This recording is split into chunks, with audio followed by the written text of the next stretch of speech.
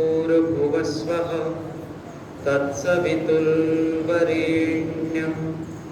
भर्गो देवस्य धीमहि धियो यो नः प्रचोदयात्।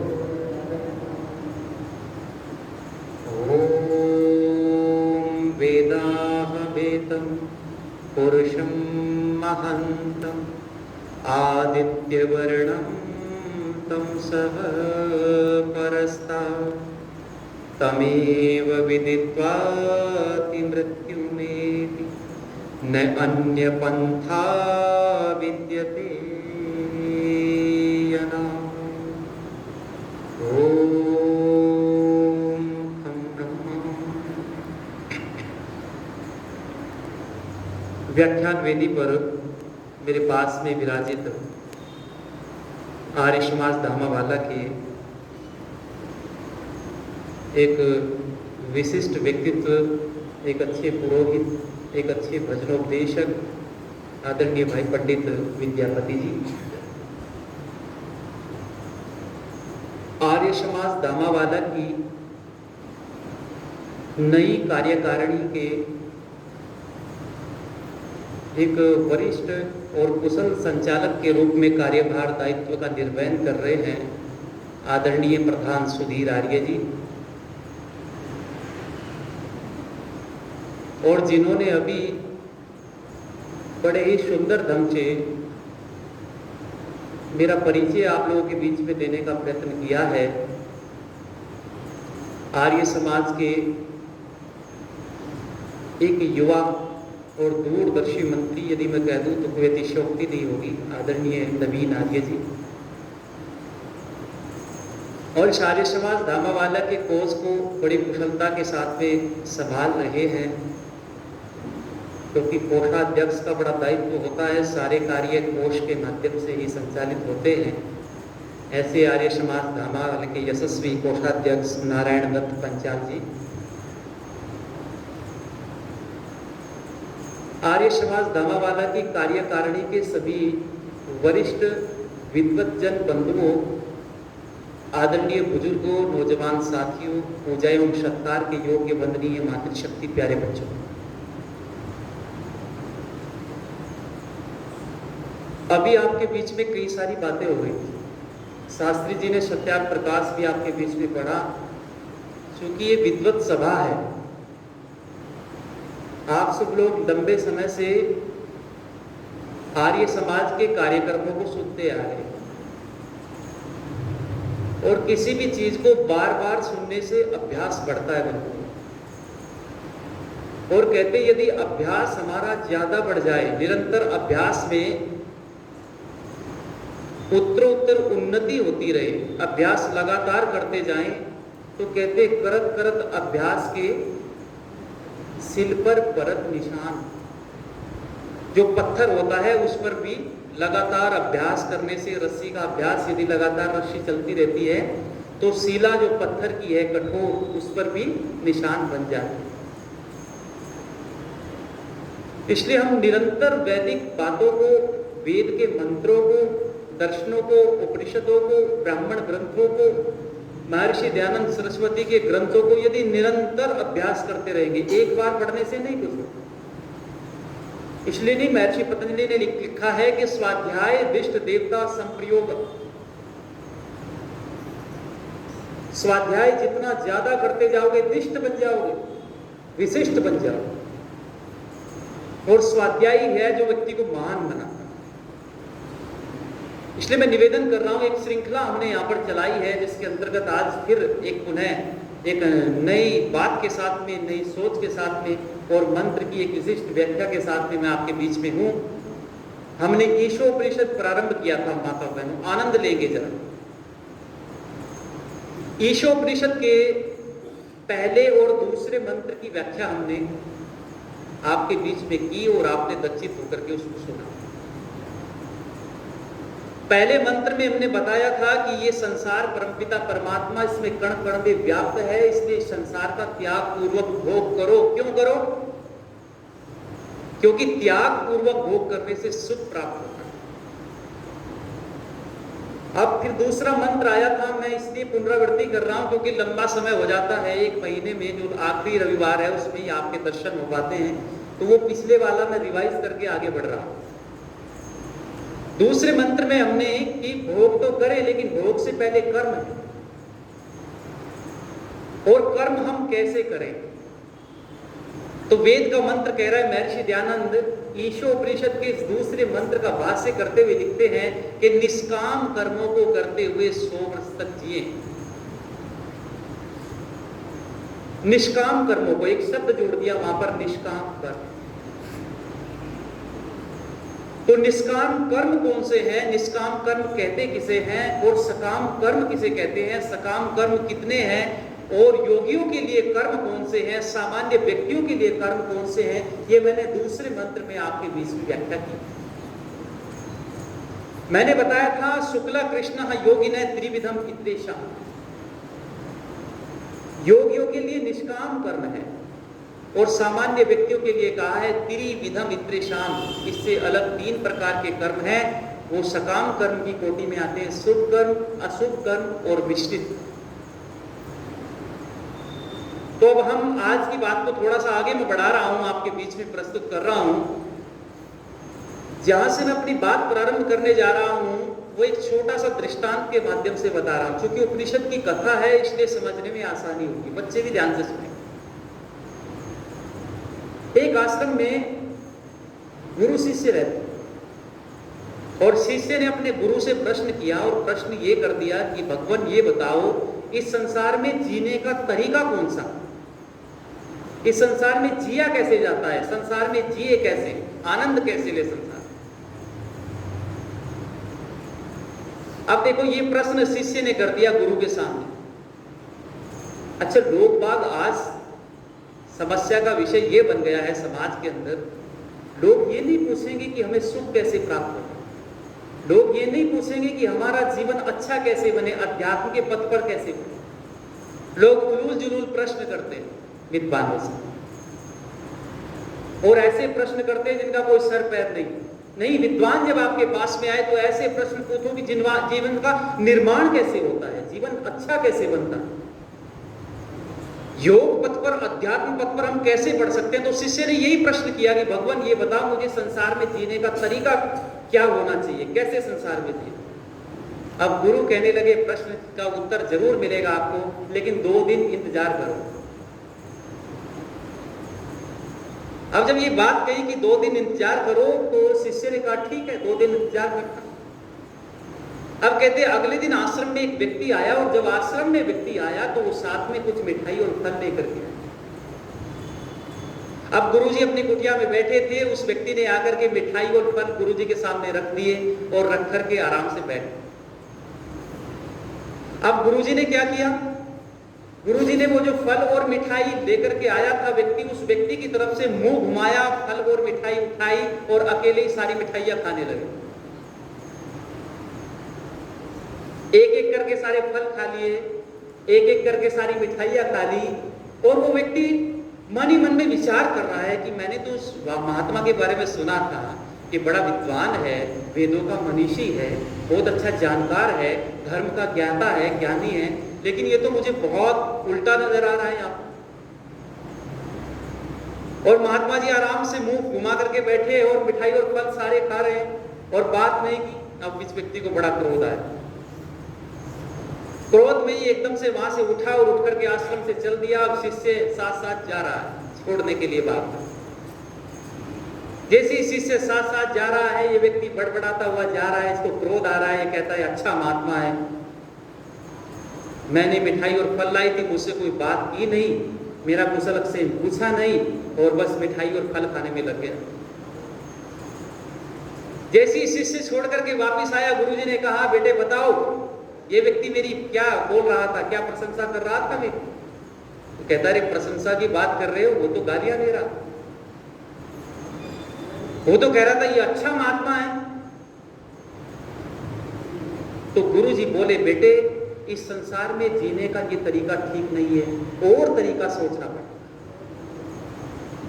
गुरुजी ने बोला कि संसार में ये जीने का तरीका ठीक नहीं है, दूसरा तरीका सोचना पड़ेगा, विचार करना पड़ेगा। कहते एक व्यक्ति और आ गया अगले दिन, वो भी ऐसे ही फल और मिठाइयां लेकर के आया। अब गुरुजी ने वो फल मिठाइयां सामने रख दी और बैठ गए।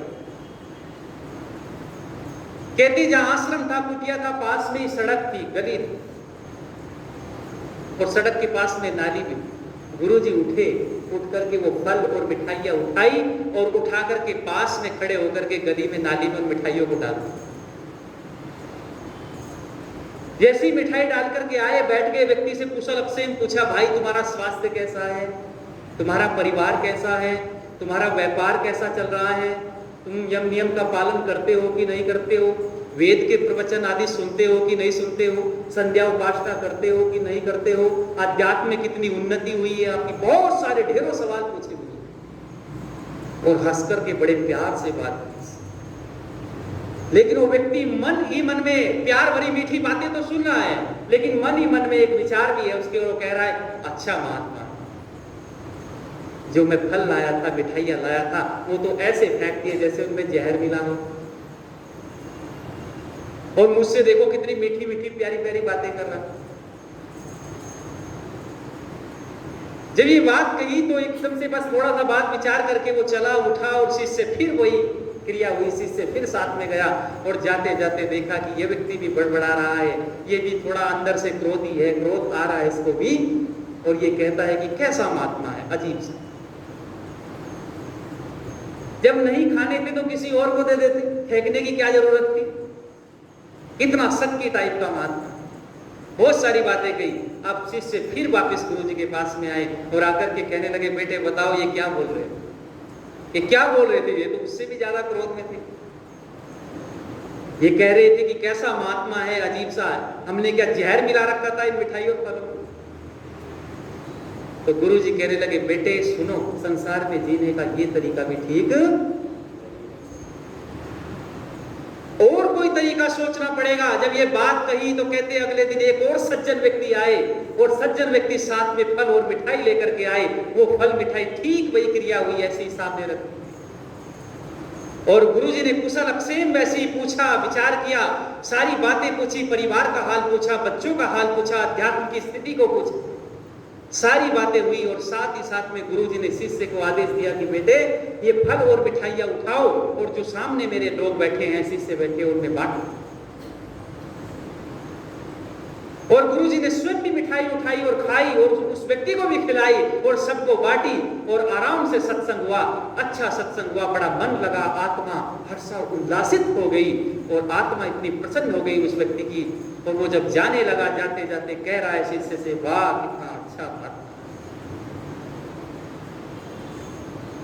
कितना अच्छा महात्मा, जैसा सुना था मैंने कि ये व्यक्ति धर्मज्ञ है, ये व्यक्ति यम नियम का जानकार है, ये व्यक्ति वेदों का पंडित है, दर्शन उपनिषदों को जानता, कितना अच्छा सत्संग किया है, स्वयं भी का जीवन का निर्माण भी किया है और दूसरों को भी अच्छी विद्या सिखाई है, और कितना संयमी व्यक्ति।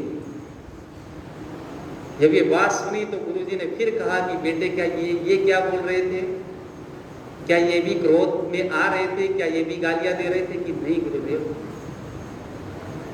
नहीं गुरुदेव, ये व्यक्ति तो आपकी प्रशंसा कर रहा था। तो एकदम से गुरुजी ने कहा, बेटे यही बस जीने का तरीका ठीक है, यही जीने का तरीका ठीक है। यदि त्याग पूर्वक भोग करोगे तो सुख पाओगे। यदि आपके जीवन में त्याग आ गया, यही वेद का मंत्र कह रहा था, मैं पहले दूसरे मंत्र को जोड़ने का प्रयास कर रहा हूं, फिर तीसरे मंत्र की व्याख्या करूंगा। गुरुजी ने कहा यदि त्याग आपके जीवन में है, संयम आपके जीवन में है, सदाचरण आपके जीवन में है, दूसरों के प्रति आपके जीवन में सद्भाव है, दूसरों की फिक्र आपके जीवन में है, तो समझ लो कि आप अध्यात्म के पथ पर आगे बढ़ रहे हो। वरना अगर आपके अंदर स्वार्थ है, आपके अंदर स्वयं अहंकार है, स्वयं में जीने की प्रवृत्ति है, आप यम नियम का पालन नहीं करते हो, आप नित्य प्रति दूसरों की सोच नहीं रखते हो, तो आपका जीवन व्यर्थ। तो जो शिक्षा उस गुरु ने उस शिष्य को दी थी बंधुओं, ये वेद का मंत्र भी उसी बात को कह रहा है कि संयमित रहते हुए त्याग पूर्वक भोग करो, निष्काम कर्मों को करो। अब निष्काम कर्मों को करो तो सब तो निष्काम कर्म नहीं कर सकते। क्यों नहीं कर सकते? क्योंकि सबको तत्व ज्ञान नहीं है। सबको तत्व ज्ञान नहीं, जिसको तत्व ज्ञान नहीं होगा उसको वैराग्य उत्पन्न नहीं होगा, और जिसको वैराग्य नहीं होगा वो निष्काम कर्म में उसका मन नहीं लगेगा। क्योंकि निष्काम कर्म वही है जो परमार्थ के लिए किया जाए। निष्काम कर्म वही होता है जो संसार के उपकार के लिए किया जाए, जिसमें कोई कंडीशन ना हो। जरा विचार करना, पकड़ना बात को मान कर। जहां कंडीशन आ गई वहां सकामता आ गई। आप डॉक्टर हैं, आप पेशे से डॉक्टर हैं, आपके पास में कोई मरीज आया है, आप ये मत देखें कि इस मरीज से मुझे कितना फायदा होगा, इस मरीज से मुझे कितना लाभ होगा, इससे मुझे कितने रुपए मिलेंगे, ये नहीं सोचना है। आपने विचार करना, एक मरीज मेरे पास में आया है, बस उसको ठीक करने के लिए उसको ये विचार करके करे कि इस मरीज को मैंने ठीक करना है, उसको दवाई दो, उसको अच्छे तरीके से ट्रीट करो। यदि आप ट्रीट करने में कामयाब हो गए, वो मरीज स्वस्थ हो गया, तो बंधुओं विचार करना, याद रखना, आपने निस्वार्थ भाव से ये कर्म किया है, ये कर्म आपका निष्काम कर्म कहलाता है। रुपए मिलते हैं, आपको आने जाने का किराया मिलेगा। आप कोई व्यक्ति प्रवचन करने आया, वो प्रवचन दे रहा है, वेद की बातें कह रहा है, उसका ध्यान केवल इतना होना चाहिए कि मैं वेद की सच्ची बातें अपने शिष्यों के लिए, अपने उन लोगों के लिए कल्याण की भावना से उनके जीवन में अविद्या का नाश हो, विद्या की वृद्धि हो और उनका जीवन अच्छा बने, संस्कार में बने, वांग में बने। यदि ये विचार करके वो प्रवचन कर रहा है तो वो निष्काम कर्म है।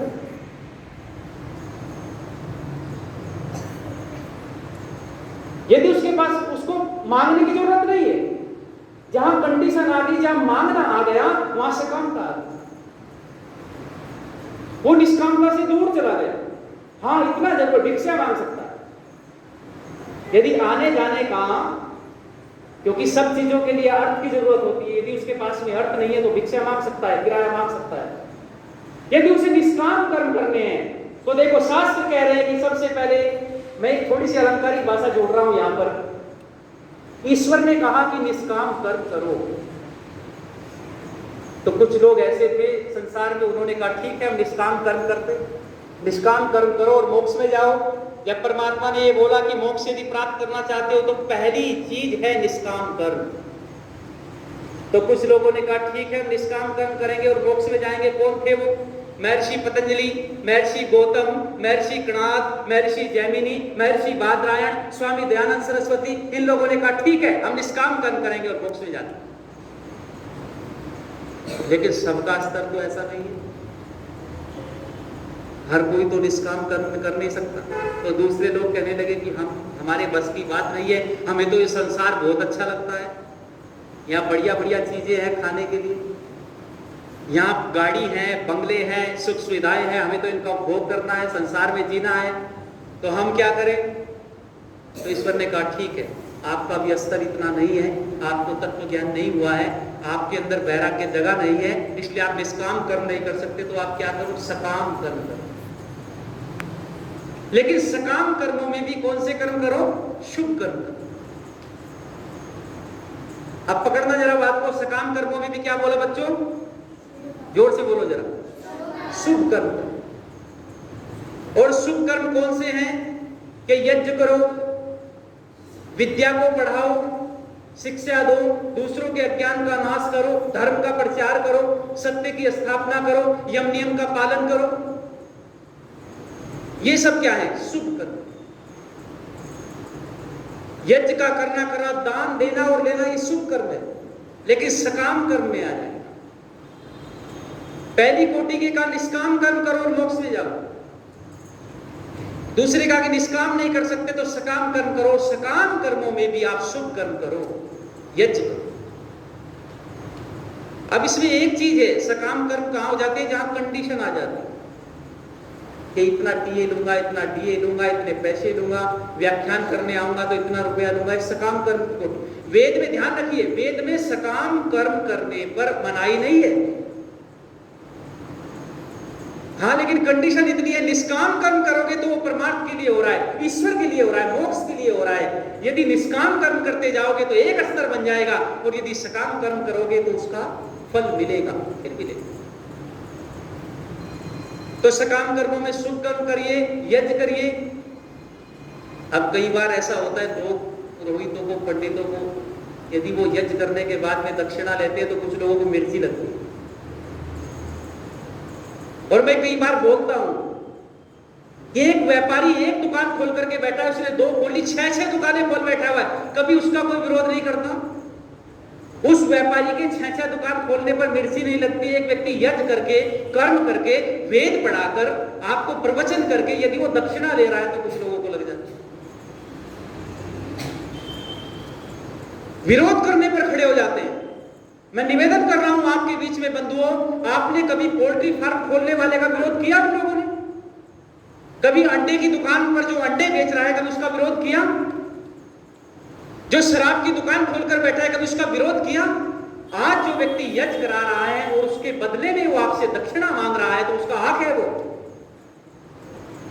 क्योंकि वो वेदोक्त कर्म कर रहा है। जो वेद विरुद्ध कर्म कर रहा है, जब उसके खिलाफ आपने आवाज नहीं उठाई तो वेदोक्त कर्म करने वाले के, शिक्षा देने वाले के, वेद पढ़ाने वाले के, यज्ञ करने वाले का यदि आप आज विरोध कर रहे हो तो याद रखना, आपके विरोध से डर करके वो व्यक्ति यज्ञ करना कराना बंद कर दे।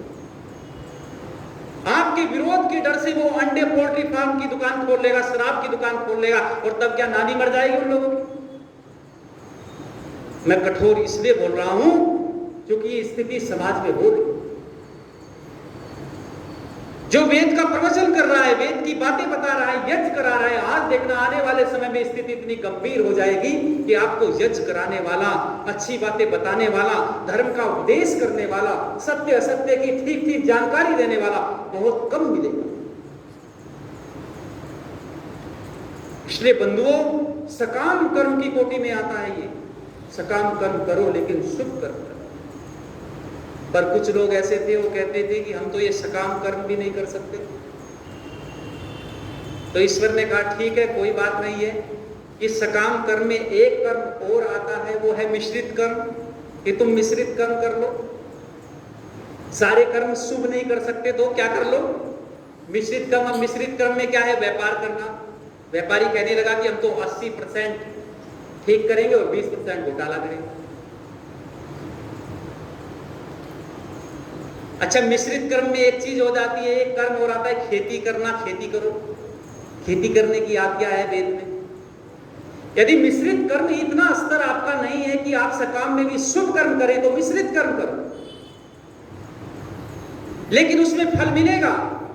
जैसा करोगे वैसा फल मिलेगा। वेद कहता है, मैंने पहले भी एक दिन व्याख्या की थी कि अवश्य में भोक्तव्यम कृतम कर्म शुभाशुभम न किल्विषमत्र न आधारोस्ति। ऋग्वेद कहता है, यन मित्रैः सममानेति अनुनम पात्रम निहितम नेतत् पक्तारम पक्वा पुनरा विशाति।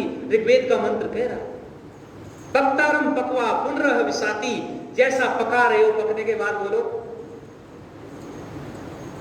अच्छा, महर्षि दयानंद से किसी ने प्रश्न किया और बड़े गजब का, मजे का प्रश्न किया। उन्होंने कहा, भगवान क्या ऐसा नहीं हो सकता कि हम 100 कर्म अच्छे करें और 50 बुरे? तो उन 100 कर्मों में से 50 कर्मों को घटा करके 50 का फल मिल जाए?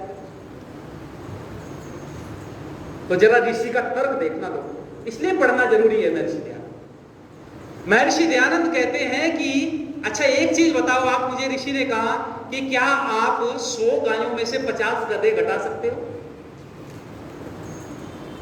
तो व्यक्ति कहने लगा, नहीं, गायों में से गधे नहीं घट सकते, ये प्रकृति के बिल्कुल विपरीत है। गायों में से गाय घटेगी और बोलो गधों में से। लेकिन एक नौजवान हमसे कहने लगा एक दिन कि हम घटा देंगे। हमने कहा कैसे घटाओगे? तो कहने लगा, मान लो 2 गधों के बराबर 1 गाय। तो जी गणित में मान लेते हैं ना माता, गणित में सब मान लेते हैं ऐसी। तो नौजवान भी कहने लगा, मान लो 2 गधों के बराबर। हमने कहा ठीक है, आपने यहां तो मान लिया, आप घर में भी ऐसा ही मानो। 1 गाय मत पालो, क्या पाल लो? 2 गधे पाल लो, और जब शाम को दूध दूहने बैठेंगे तो कितनी बाल्टी भरेंगे? तो जैसे गायों में से गधे नहीं घट सकते, ऐसे ही बुरे कर्मों में से, अच्छे कर्मों में से बुरे बोलो माइनस। ये थ्योरी गलत है, ये सिद्धांत गलत है। यदि सकाम कर्मों में मिश्रित कर्म कर रहे हो तो उसका फल तो मिलेगा जरूर। हाँ, न्यून हो सकता है। अज्ञानतावश कोई कर्म हुआ है तो उसका फल, वो ईश्वरीय व्यवस्था है, वो न्यून होकर के, अधिक होकर के वो आपको मिलेगा। घट नहीं सकता किसी भी। तो कहते हैं कि मिश्रित कर्म करो, पर कुछ लोग ऐसे थे वो कहते हैं कि हम तो ये भी नहीं कर सकते। तो फिर ईश्वर ने पूछा तुम क्या करोगे?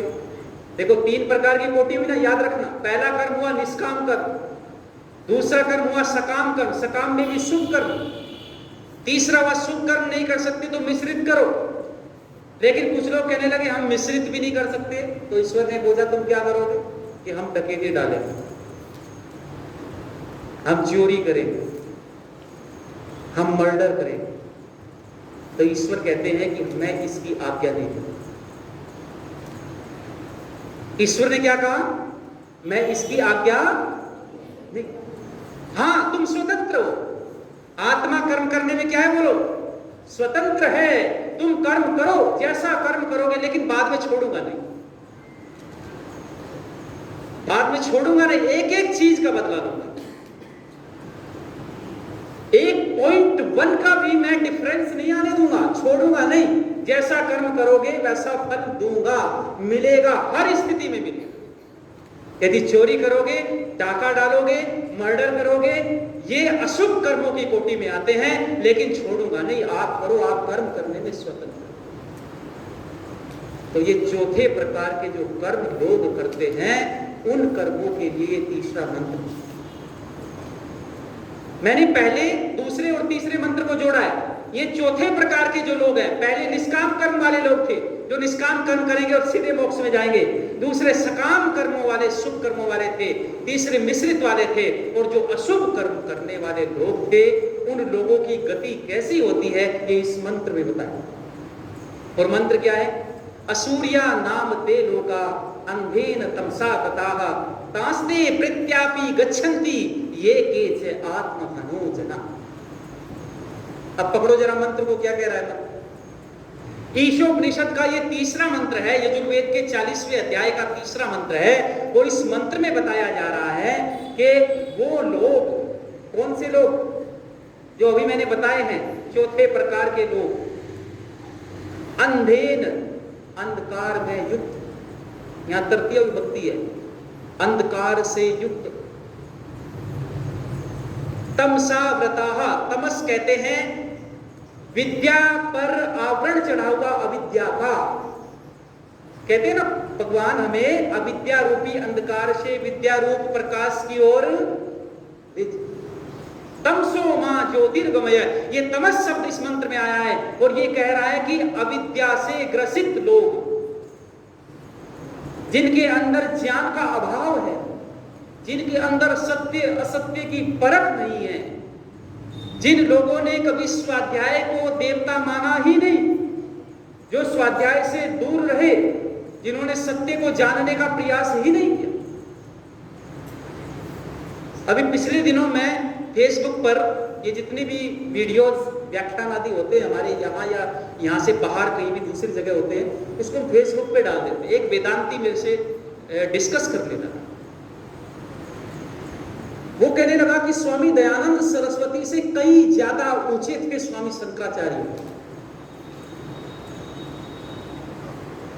हमने कहा मैं स्वामी शंकराचार्य का विरोध नहीं कर रहा, लेकिन स्वामी शंकराचार्य की जो मान्यता थी उपनिषद को लेकर के, स्वामी दयानंद सरस्वती की जो मान्यता थी उपनिषद को लेकर के, और त्रेतवाद को लेकर के, और एकेश्वरवाद को लेकर के जो मान्यता थी, उस पर चर्चा करो।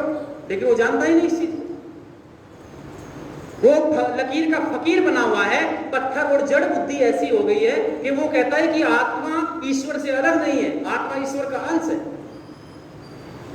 मैंने इसको ढेरों हेतु दिए। मैंने कहा किसी पदार्थ से यदि कोई अलग होता है तो पदार्थ अपने गुण नहीं छोड़ता।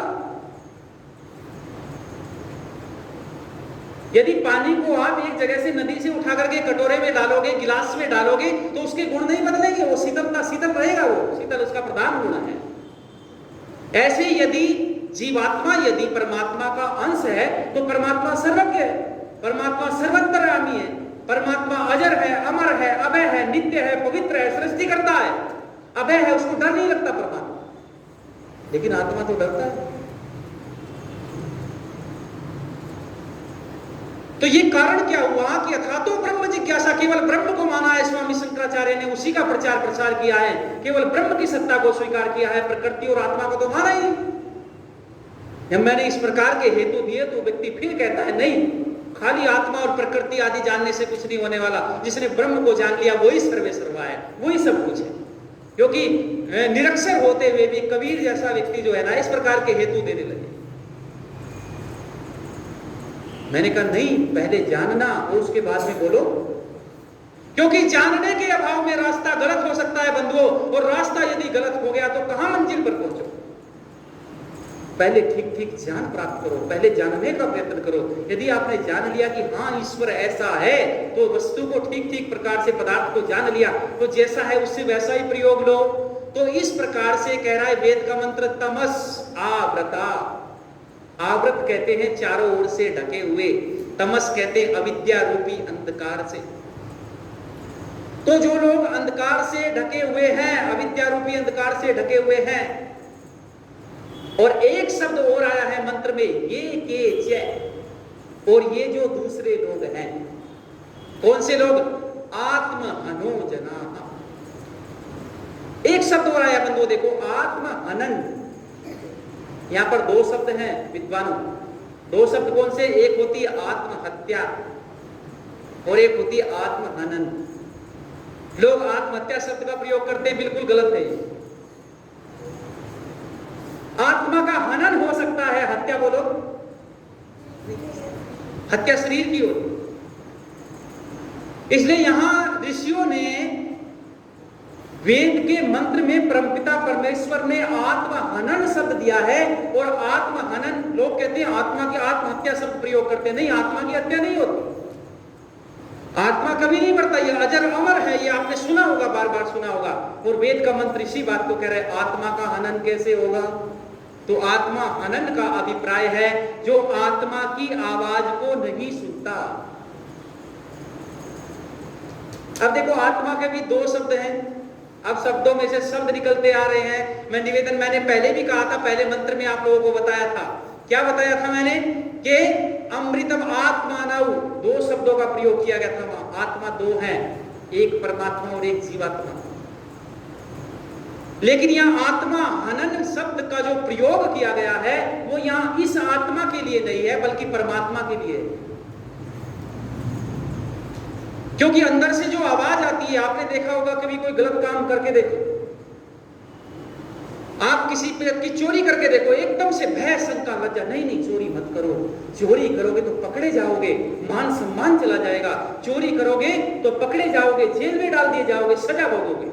अंदर से आवाज आती है, तो ये अंदर की जो आवाज है ये परमात्मा की आवाज है। ये जो वेद है ये परमात्मा की आवाज है। और जिसने वेद को ना किया है, मैं कहता हूं उसकी वेदना बढ़ी।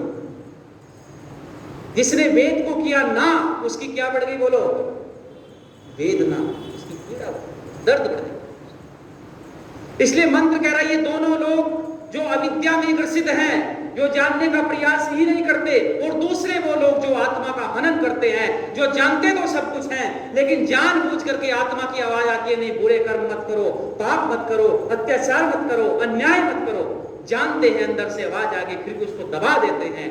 ऐसे दोनों प्रकार के लोग, क्या बोला?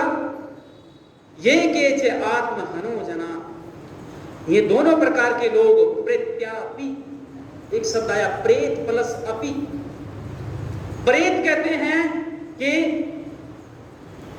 जो बीत गया है, प्रेत,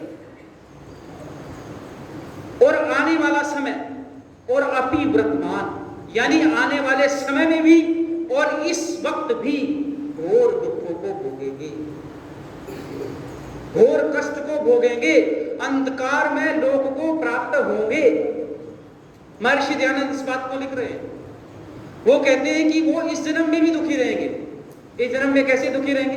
क्यों जी? पाप करने वाला, चोरी करने वाला, अत्याचार करने वाला, मर्डर करने वाला क्या सुखी रहता है इस जन्म में? नहीं रहता। पाप की कमाई से बड़ी बड़ी मंजिलें, कोठियां खड़ी कर ली। गया था मैं एक बार कलकत्ता, मेरा व्याख्यान हुआ था, उन लोगों ने बुलाया मुझे, और बुला करके मैंने एक सेठ जी मिले, मैं आपको बताऊं प्रधान जी, एक ऐसे सेठ जी, अद्भुत कोठी, 4-4, 5-5 गाड़ियां उनके घर में। और जब मैं उस व्यक्ति से मिला, वो व्यक्ति कहता है कि बहुत बहुत दुखी होना चाहिए। सब सोचते हैं मैं बड़ा प्रसन्न हूँ, बहुत माया है मेरे पास में, बहुत धन है मेरे पास में, मैं दान भी बहुत करता हूँ, लेकिन मुझे वो चीजें याद आती है जो मैंने कभी की थी। देखो उसने सत्य भी बता दिया मुझे। वो कहने लगे कि मुझे वो सब चीजें याद आती हैं जिस तरीके से मैं आज इस समाज में इतना उठा हूं। और वो बड़ी पीड़ा से क्रूसित हो रहा था वो व्यक्ति, उसको नींद नहीं आती, गोलियां खा करके नींद ले रहा है वो। तो क्या करना है ऐसे धन का, क्या करना है ऐसे पैसे का जिससे नींद और चैन और आराम खत्म हो जाए। इसलिए वेद का मंत्र कहता है कि जो व्यक्ति जैसा कर्म कर रहा है, यदि बुरे कर्म करके अनाचार अत्याचार से धन कमा लिया तो वो सोने नहीं देगा आपको। परमात्मा इस जन्म में भी दंड देता है, फल देता है, और आने वाले समय में कुत्ते, बिल्ली, घोड़े, गधे, सुअर, कितने प्रकार की भिन्न भिन्न योनियां परमात्मा डाले। इसलिए ये वेद का मंत्र कहता है इसी बात को कि बंधुओं, यदि इस अविद्या रूपी अंधकार से बच करके और इस आत्मा की आवाज को न दबा करके यदि आप अच्छी प्रकार से संसार में जीने का कार्य करोगे, तो वेद के मंत्र ने यही कहा है कि असुरिया नाम ते लोका अंधेन तमसागता। ये असुर नाम के जो लोग हैं, असुर शब्द आया है, असून रमते इति असुर। असून कहते प्राणों को, जो अपने प्राण पोषण में, अपने भरण पोषण में लगा रहता है, स्वयं के बस निर्माण में लगा रहता है, बस मेरा पेट भर जाए, दुनिया भाड़ में जाए, दूसरों की फिक्र नहीं करता, स्वार्थी व्यक्ति, ऐसा व्यक्ति अंधकार में लोक में जाता है।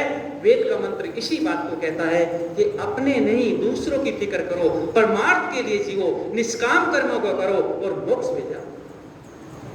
यदि सकाम कर्मों को करोगे तो फिर वापस आना पड़ेगा, फिर जन्म होगा, फिर मृत्यु होगी, फिर भिन्न भिन्न प्रकार की योनियों में कष्ट भोगना पड़ेगा। जब अब इस योनि में आपने सब कुछ जान लिया है, तो जानने के बाद में सत्य को जानो और उसको जीवन में अमल में लाओ, उसको जीवन में प्रयोग करो और उससे लाभ उठाओ, निष्काम कर्म करो, इस जन्म में भी सुखी रहो और आगे भी सुखी रहो। वेद का मंत्र इसी बात को कहता है। तो ये 3 मंत्र ईशोपनिषद के पूर्ण हुए हैं। आपने दर्शित होकर के मंत्रों को सुना, आगे फिर और बहुत सारे अच्छे अच्छे मंत्र हैं, उनको सरल करके आपके बीच में रखा जाएगा। ये थोड़ी सी चर्चा आपने दर्शित होकर के सुनी है। सबका बहुत बहुत आभार, बहुत बहुत धन्यवाद। ओम शांति।